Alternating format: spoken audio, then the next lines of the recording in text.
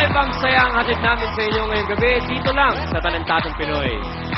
Before the break, ladies and gentlemen, nakita natin ang pabali-bali ng buto ni Michael. Ngayon, ano kaya mga markang binigay ng scout sa kanya? Michael, let's check the board.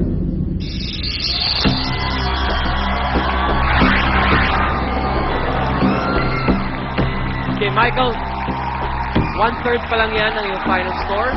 Ibig sabihin, lusot ka sa panlasa ng ating mga talent scouts. Mamaya, mag-review tayo ng mga resulta sa pagbibigay ng jury ng kanilang desisyon. Thank you, Michael. Ano ba? Ano ba?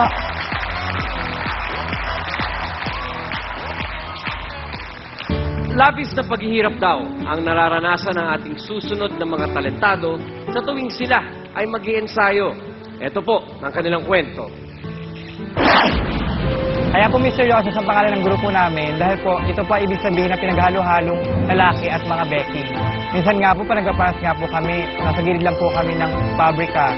Sa kalsada po kami nagpa-practice. At minsan po nilalait po kami ng ibang tao kapag nagpa-practice po kami, sinisigawan po kami. Pero hindi po kami nagpapa-apekto sa mga taong yon.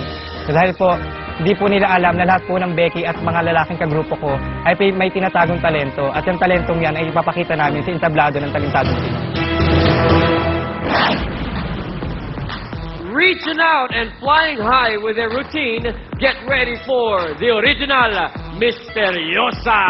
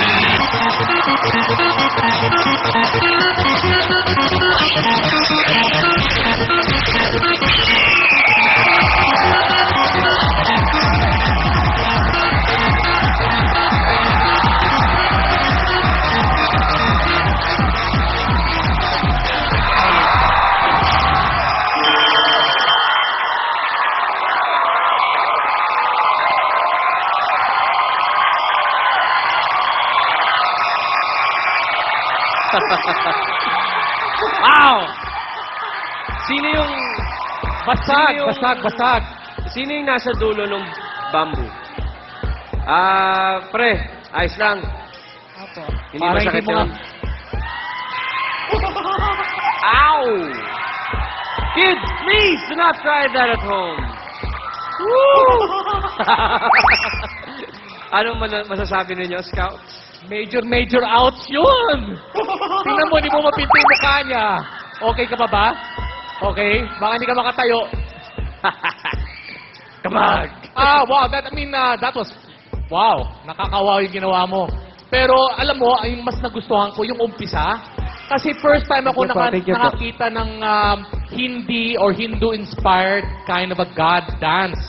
Kung iniwan nyo lang doon at gumawa pa kayo ng iba-ibang formation, that would have done it for me. Salamat po.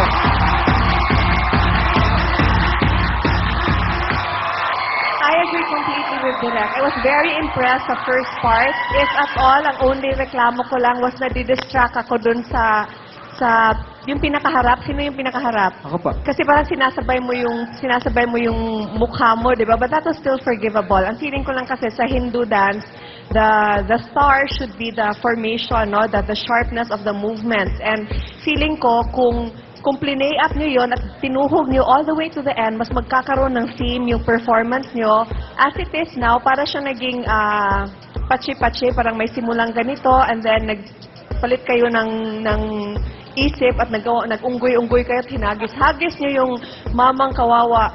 Buo pa ba yan? Natakot talaga ako. Kasi, it's one thing to do a split like that, but to do it from a point that's high up there and then plop, takot ako Tuesday talaga, oo. So, think about that the next time you perform. Dapat talaga may scene. Yun na talaga ang labanan ngayon. Okay. Panalo! Alam niyo mga ate, mga kuya, at eto kuya ka na rin, sige. Meron kayong babae, di ba, isa? Opo.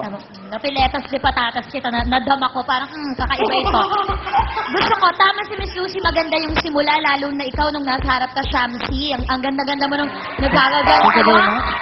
Oo, nagustuhan ko yun. Shiva, the goddess of death and destruction. Maraming kamay, 16. Oo, tas okay nga yung mukha mo. Carry ko na rin pati yung gumagano-gano. I love it. Gustong-gusto ko yung umaaura kayo. Pero nga sa bandang dulo, kailangan isipin ninyo na maayos na maayos. Start to finish, hindi babagsak ang energy. Go! Fight! Thank you very much, Land Scouts. Ano kaya ang marka na binigay ng ating Scouts para sa makabasag anong number ng The Original Misteriosas? Guys, let's check the board.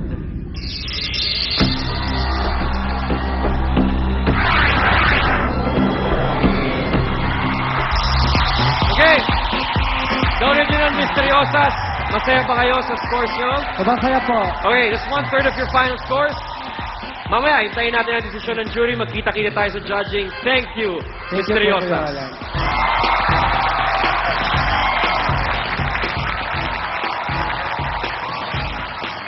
Ang ating susunod na talentado ay naaksidente dati. At dahil dito, natutunan niya ang talentong ipapakita niya ngayong gabi. Alamin natin kung ano ang nangyari. Habang ako'y nakahiga, ay tumumba yung bangko, tumama sa aking ulo at sa aking mga mata. Isang taon po akong halos bulag po ako. Yung panahon na yun, sana grade 1 na po ako. Ang aking naririnig lang ay mga kaluskos ng daga. Kaya ang aking pandinig ay sensitibo sa mga maiingay. Walang gamot, hindi ako ginamot, hindi ako pinadoktor. Himala na lang nagkaroon ako ng bumalik ang aking paningin. Noong grade 4 po ako, nag-start po ako ng mga botelya na instrumento.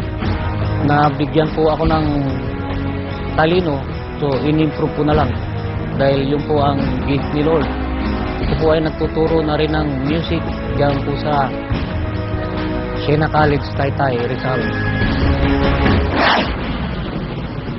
Strumming to the beats of his music, please welcome Mercado Flores, or simply Mercado.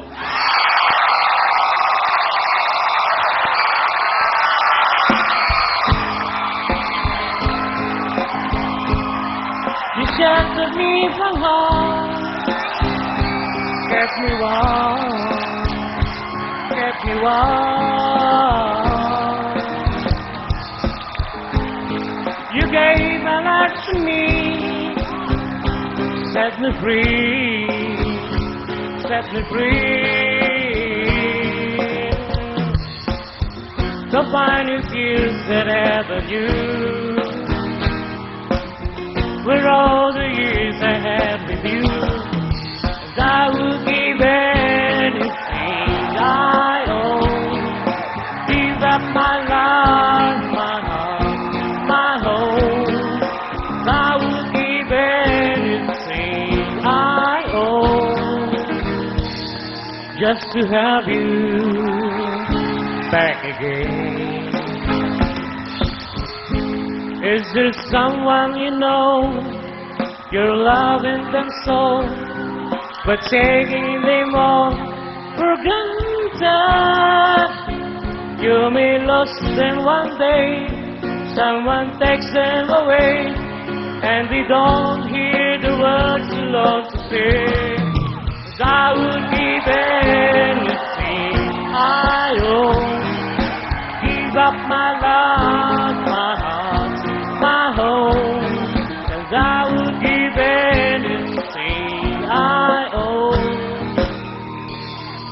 just to have you once again.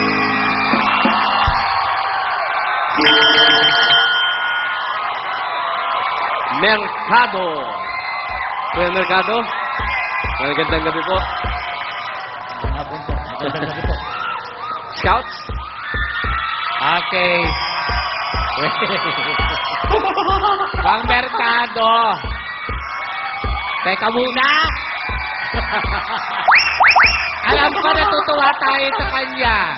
Kasi ang feeling ko, Mang Mercado, habang nakaupo ka doon, 4 ang kamay mo. Oo, dalawa lang yan. Alam ko, dalawa lang kasi. May nagigitara, may nagdadrum. Alam mo, para sa akin, yung ginawa nyo, lalo na yung mga kabataan, recommended for all ages yung ginawa mo. Okay? At dahil yan, Mang Mercado,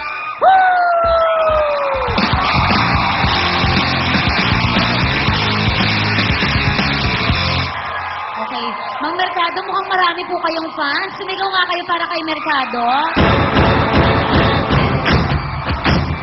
Siguro audience impact ang basihan nitong gabi. Malamang mananalo po kayo kasi talaga namang sagsaga ng sigawan ng mga tao dito sa Skydome. Pero mas ma-appreciate po siguro namin kung kayo po ay nag-focus sa gitara lamang or sa drums lamang or kumanta lamang other than combining the three and then performing not so well in those three combined. Kasi po, kung nag-focus kayo sa isa, feeling ko magpupush nyo ng todo ang inyong talento. Pero bukod po doon, isa-isang tabi na po natin yan. Nagustuhan ko po yung effort in doing something different para ma-impress kami. So, salamat po sa inyo, okay?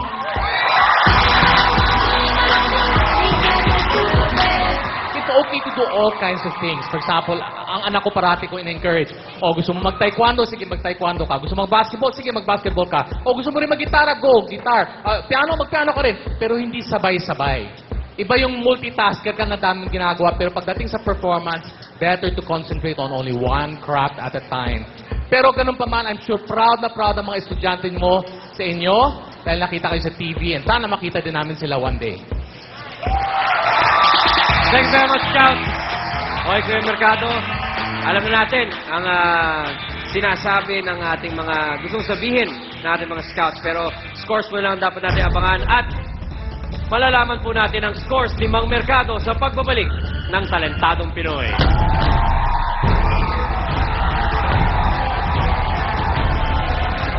One-man band kaya'y tagumpay sa score na kanilang ibibigay. At sa susunod na acoustic duo, may romansa kayang namumuo. Kas bagay kayong dalawa. Uy, kayo kikiligin sa pagbabalik namin.